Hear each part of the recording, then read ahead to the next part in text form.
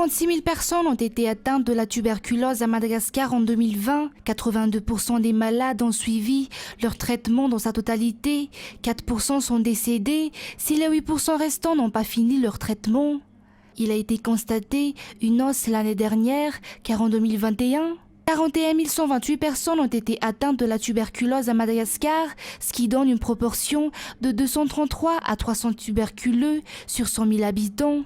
Aucune crainte à avoir cependant, car la tuberculose peut se soigner d'après les médecins. Le ministère de la Santé publique a d'ailleurs mis en place un plan national de lutte contre la tuberculose. Ces informations ont été recueillies lors de la Journée internationale de la lutte contre la tuberculose qui a été célébrée aujourd'hui. Le thème pour cette année est investir pour en finir avec la tuberculose et sauver des vies.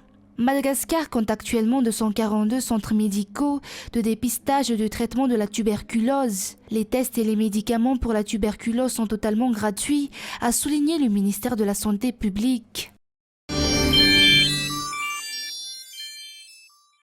Les 4 cyclones qui sont passés cette année ont entraîné des dommages que le pays a du mal à supporter, d'autant plus que les conséquences des catastrophes de l'année précédente se ressentent encore à l'heure actuelle, d'après la cellule de prévention et d'appui à la gestion des urgences à la primature.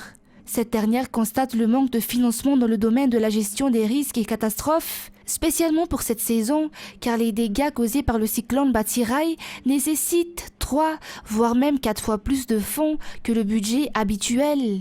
D'autre part, des efforts non négligeables ont été fournis par l'État malagasy et d'autres structures institutionnelles qui ont cherché à atténuer, anticiper et mieux gérer les catastrophes et leurs effets. Pour y remédier, des projets de mécanismes de protection financière ont été menés et sont encore en cours actuellement, notamment le CADDIO ou Catastrophe Deferred Drawn Down Option, le mécanisme de réponse immédiate et l'adhésion de Madagascar à la mutuelle panafricaine d'assurance ARC.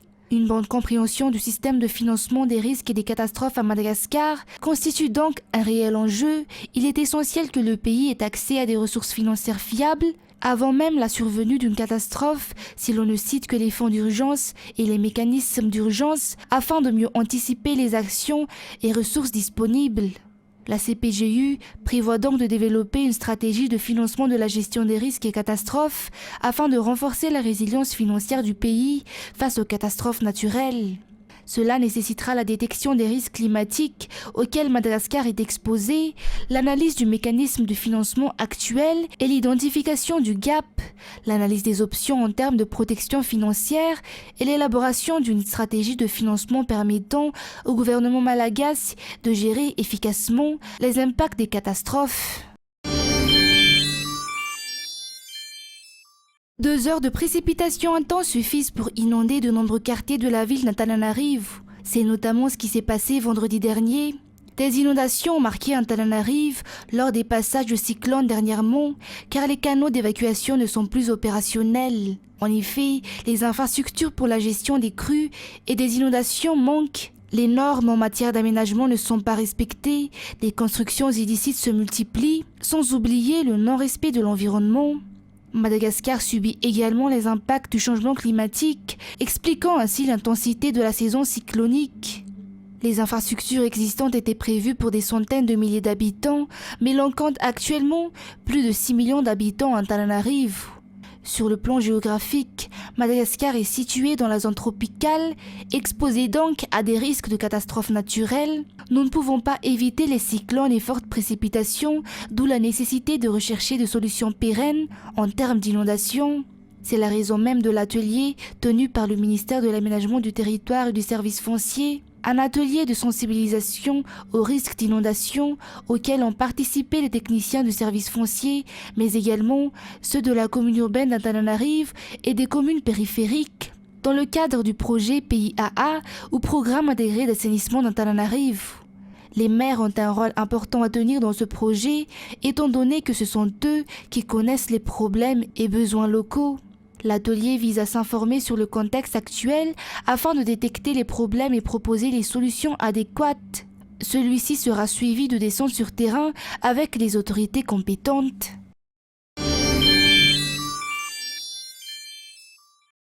Le Sénégal, le Cameroun, Le Ghana, la Tunisie et le Maroc, ce sont les pays qui représenteront la zone Afrique à la Coupe du Monde de 2022 au Qatar.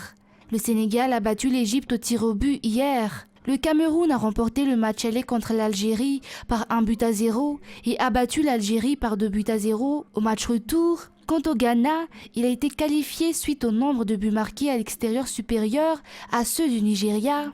La Tunisie a bénéficié du même sort et se qualifie donc face au Mali. Enfin, le Maroc a clairement battu le RDC ou République démocratique de Congo par 4-1.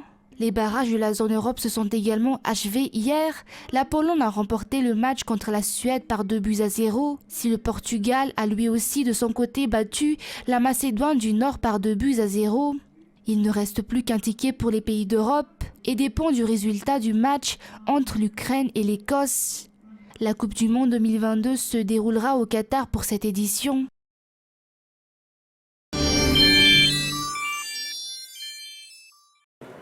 Dans ces quelques rues d'apparence banale, transitent chaque année des milliards d'euros de pierres précieuses. Nous sommes dans le quartier des Diamantaires à Anvers, où l'on cherche à se faire discret depuis le début de la guerre en Ukraine. Environ 95% des diamants bruts qui entrent dans l'Union européenne arrivent ici, dans cette rue. Et à peu près un tiers sont d'origine russe. Des importations qui ne font toujours pas l'objet de sanctions européennes. Ce chercheur travaille pour une ONG membre du processus de Kimberley, une organisation qui vise à lutter contre les diamants de conflit. Depuis l'invasion de l'Ukraine, certaines voix s'élèvent pour enquêter sur la filière russe. En ligne de mire, Al-Rosa, un groupe minier détenu à plus de 30% par le Kremlin. Récemment, il y a eu des rapports qui mettaient en lumière des liens plus directs d'Al-Rosa, qui serait une entreprise qui contribuerait à l'appareil militaire et nucléaire russe. Ce sont des éléments qui doivent être examinés plus en détail. Pour le moment, l'Union européenne a sanctionné les exportations de diamants taillés vers la Russie, insuffisant pour cette militante, qui appelle à plus de sévérité, notamment pour pallier les failles du processus de Kimberley. Il y a des limites au niveau du processus Kimberley, notamment en ce qui concerne la définition de ce processus qui se réfère uniquement aux groupes rebelles. Dans le cas de la Russie, on n'a pas affaire à des groupes rebelles qui financeraient le conflit via le commerce des diamants, mais bien à des forces gouvernementales. Mais pour ce professeur d'économie, anciennement proche de l'industrie diamantaire, des sanctions puniraient avant tout le secteur européen, déjà fortement concurrencé par d'autres pays. Ce ne serait effectif que si ces sanctions étaient adoptées par tous. Mais on sait que l'Inde, Dubaï ou encore Israël n'adoptent pas les mêmes sanctions. Le résultat, ce serait seulement que l'Europe perdrait une industrie importante. De leur côté, les États-Unis ont imposé des sanctions sur les importations de diamants bruts venus de Russie, mais difficile pour autant d'imaginer un boycott total, puisqu'une fois taillés, il est impossible de déterminer l'origine de certaines pierres. Dans les rues de Bnei Brak, en banlieue de Tel Aviv, la panique. Ces habitants indignés tentent de se rapprocher de la scène de crime. L'assaillant a eu le temps de tuer plusieurs personnes avant d'être abattu. Encore sous le choc, cette femme a vu le tireur en action. Je suis allée à la fenêtre et j'ai vu le terroriste juste devant le bâtiment avec un gros fusil M16. J'ai tiré mes 2 enfants pour les mettre à l'abri. Les tirs ne s'arrêtaient pas. L'immeuble tremblait. Identifié par des médias locaux, l'auteur de l'attaque serait un Palestinien ayant passé 4 ans en prison en Israël. Dans sa ville d'origine, Yabad, en Cisjordanie occupée, une partie de la population se réjouit de cette attaque. Pour le Premier ministre israélien, il s'agit d'une énième persécution contre le peuple juif. Ce sont des jours difficiles. Régulièrement, Israël fait face à des vagues de terreur. Après une période de calme, il y a une éruption de violence de la part de ceux qui tentent de nous anéantir, qui veulent nous faire du mal à tout prix. Leur haine envers les Juifs et l'État d'Israël les rend fous. Le président palestinien Mahmoud Abbas a lui aussi condamné ces violences visant des civils. Il s'agit de la 3e attaque en une semaine en Israël. Les 2 précédentes avaient fait 6 morts et avaient été perpétrées par des Arabes israéliens liés à l'organisation État islamique. Ce regain de tension intervient à l'approche du mois du Ramadan qui débutera ce samedi 2 avril. Pendant cette période sainte en mai 2021, des heurts à Jérusalem avaient mené à une guerre de 11 jours entre le Hamas, au pouvoir à Gaza, et l'armée israélienne.